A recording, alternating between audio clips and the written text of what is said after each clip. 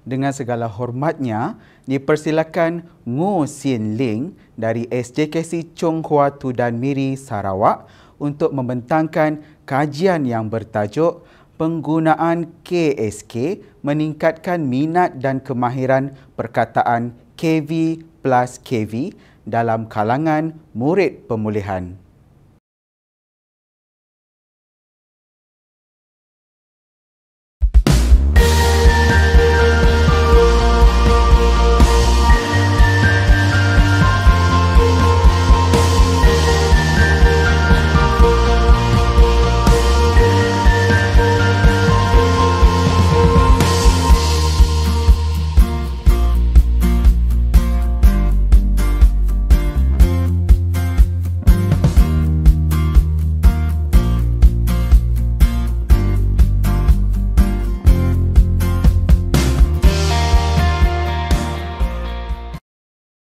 Salam sejahtera, saya ucapkan kepada semua.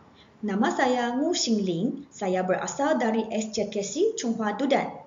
Tajuk kajian inovasi saya ialah penggunaan KSK meningkatkan minat dan kemahiran membaca perkataan KV dalam kalangan murid pemulihan. Dalam kajian inovasi ini, saya telah menjelaskan kepada 8 bahagian. Bahagian pertama, pengenalan inovasi. Masalah membaca dalam kalangan murid pemulihan di sekolah rendah amat serius. Oleh itu, saya telah mencipta satu bahan inovasi bernama KSK. Nama akronim bagi KSK ini berasal daripada kotak suku kata. KSK merupakan satu kotak yang mengantungi 18 biji cube dan satu roda. Dalam kotak ini, terdapat 2 lubang yang digunakan untuk meletak cube supaya menjadi satu perkataan KV.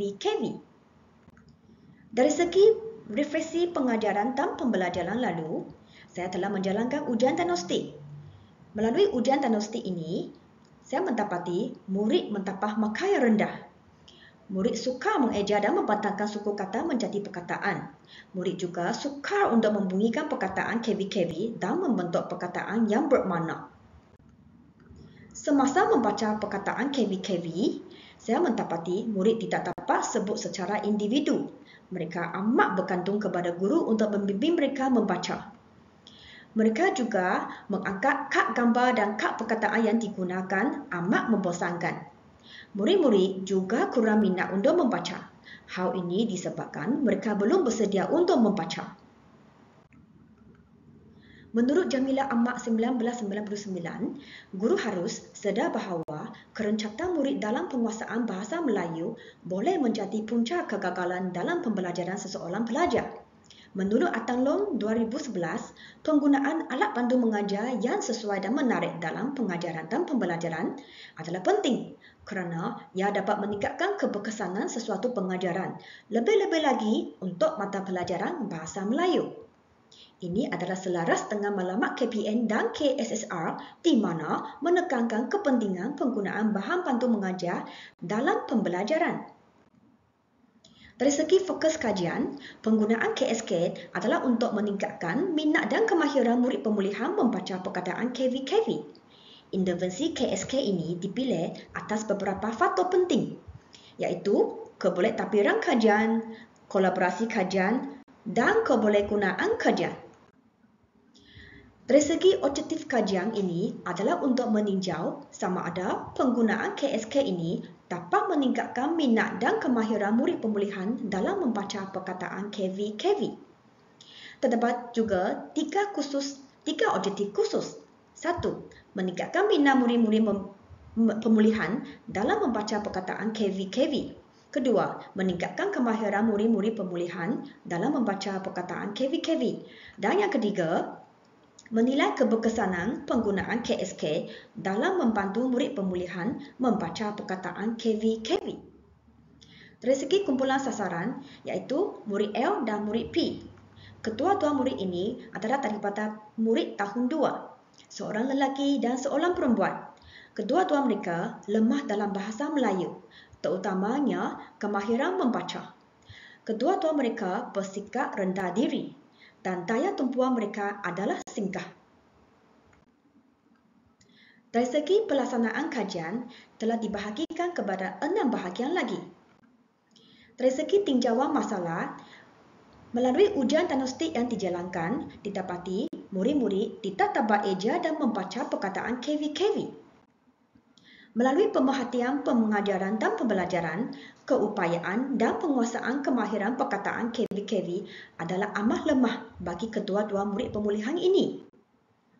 Melalui temu bual dengan guru mata pelajaran Bahasa Melayu, didapati murid berasa bosan dan tidak berminat untuk belajar. Murid juga lemah ingatan dalam mengingati suku kata yang diajar. Dari segi analisis tinjauan masalah, murid L adalah kurang minat untuk belajar. Murid L sebut ikut suka hati tanpa berfikir. Bagi murid P pula, murid P keliru bunyi suku kata dan selalu termenung di dalam kelas. Dari segi langkah-langkah inovasi dibahagikan kepada 3 aktiviti. Aktiviti 1, saya baca dan simpan. Mula-mula, murid mengeja dan membaca perkataan KV-KV tanpa gambar. Kemudian, murid mengeja dan membaca perkataan pada KSK tanpa gambar sebanyak 3 kali. Seterusnya, murid mencari 2 cube suku kata dan letakkan cube suku kata berdasarkan perkataan yang dibaca pada KSK.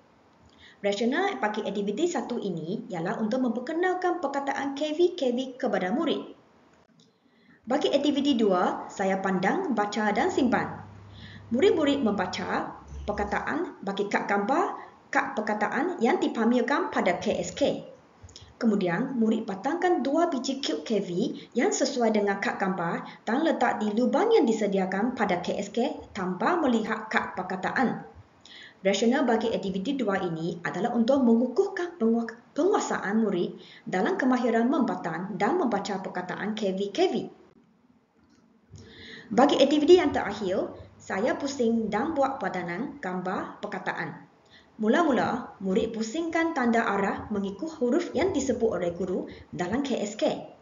Murid membatangkan 2 biji cube KV yang sesuai dengan objek pada roda.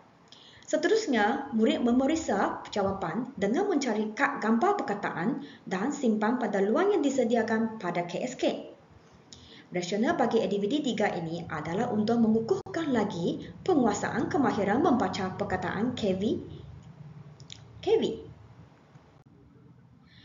Ini adalah gambar-gambar yang diambil semasa menjalankan aktiviti 1, aktiviti 2 dan aktiviti 3. Bagi kos penghasilan inovasi ini adalah sebanyak RM66 Malaysia. Dari segi keberkesanan inovasi, pemerhatian telah dijalankan sebelum kajian dan juga selepas kajian. Didapati, sebelum kajian, murid-murid boleh kenal dan membunyikan huruf dan suku kata, tetapi mereka tidak boleh menggabungkan suku kata menjadi perkataan. Semasa menjalankan aktiviti 1, didapati dua-dua murid ini telah menunjukkan peningkatan dalam membaca perkataan KV-KV. Bagi pemerhatian aktiviti 2, murid juga menunjukkan peningkatan yang besar berbanding dengan aktiviti 1. Melalui aktiviti ketiga ini, didapati aktiviti 3 ini adalah lebih kepada aktiviti hands-on. Murid-murid telah menunjukkan kesungguhan yang tinggi dalam aktiviti yang disediakan. Dalam ujian lisan yang dijalankan, kedua-dua murid dapat membaca semua perkataan KV-KV. Pencapaian skor markah yang tinggi dalam kedua-dua murid ini. Melalui temu bual, soalan 1. Pernahkah murid-murid melihat KSK ini? Kedua-dua murid menjawab tidak pernah lihat. Soalan 2. Suka tak? Cikgu gunakan KSK ini mengajar kamu membaca perkataan baru. Dua-dua murid menjawab sangat suka. Soalan 1 dan 2 adalah untuk mengetahui pandangan murid terhadap KSK. Bagi soalan yang ketiga, KSK ini digunakan untuk apa? Murid-murid boleh menjawab dengan baik adalah untuk membaca perkataan baru. Soalan 4, kalau tidak menggunakan KSK pada sesi pengajaran dan pembelajaran yang seterusnya, bolehkah anda membaca perkataan dengan betul? Dua-dua murid ini amat yakin menjawab bahawa mereka sudah pandai baca. tentu boleh menjawab soalan. Soalan 3 dan soalan 4 ini tidaknya adalah untuk mengetahui reaksi murid terhadap KSK ini. Dari segi refleksi, telah dibahagikan kepada dua bahagian, refleksi kajian dan refleksi pengajaran dan pembelajaran. Bagi refleksi kajian, saya mendapati mempelajari bahawa menyusun isi-isi penting dalam penyusunan kajian supaya menjadi lebih sistematik. Selain itu, saya juga menggunakan triangulasi kaedah iaitu pemerhatian ujian lisan dan temu bual bagi mengenal pasti kesahan dan kebolehpercayaan yang tinggi dalam kajian ini. Bagi refleksi pengajaran dan pembelajaran, saya mendapati aktiviti yang seronok dan teknik yang pelbagai yang digunakan oleh guru boleh mewujudkan suasana yang ceria dalam kelas. Cadangan kajian saya ialah digunakan untuk meningkatkan kemahiran yang lebih tinggi seperti KV. Juga boleh menambahkan unsur multimedia pada penggunaan KSK dan mengubah suara KSK dalam bentuk video atau media elektronik yang lain. Ia juga boleh diperkenalkan di sekolah-sekolah rendah yang lain untuk melihat keberkesanan di tempat yang berlainan. Pada bahagian yang terakhir iaitu dari segi penduduk. KSK ini berjaya menarik minat dan kemahiran dalam membaca perkataan KV dalam kalangan murid pemulihan. Ia menunjukkan bahawa penggunaan KSK memberi kesan yang amat membanggakan. Sekian sahaja daripada saya. Sekian, terima kasih. Terima kasih kepada Ngu Sien Ling atas pembentangan sebentar tadi. Sesi soal jawab selama 5 minit akan diadakan sejurus selepas pembentangan. Sila kemukakan soalan melalui chat box YouTube.